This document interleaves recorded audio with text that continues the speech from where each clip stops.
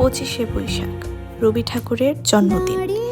এই দিনটির সাথে ছোটবেলার অনেক স্মৃতি জড়িয়ে। এই দিনটি যেন একটি উৎসবের দিন। এই দিন গান গাইবার জন্য চলতো গানের স্কুলে 1 মাস ধরে তোড়জোড় প্রস্তুতি। রবি ঠাকুর আমাদের মনের খুব কাছে। ছাত্র জীবনের শুরু হয় কবিগুরুর ছোট গল্প ও কবিতা দিয়ে, গানের হাতে খড়িও হয় রবি ঠাকুরের গান দিয়ে। এরপর একটু বড় হতে পাঠ্য বইয়ের অন্তর্ভুক্ত হয় রবি ঠাকুরের জীবনী। জোড়াসাঁকোর ঠাকুরবাড়ি এই নামটির সাথে পরিচিতি ছোটবেলা থেকে। কত গল্প, কত স্মৃতি জড়িয়ে এই ঠাকুরবাড়ি। আজ কবিগুরুর জন্মদিনে এইখানে এসে ভেতরে কেমন যেন একটা রোমাঞ্চ কাজ করছে।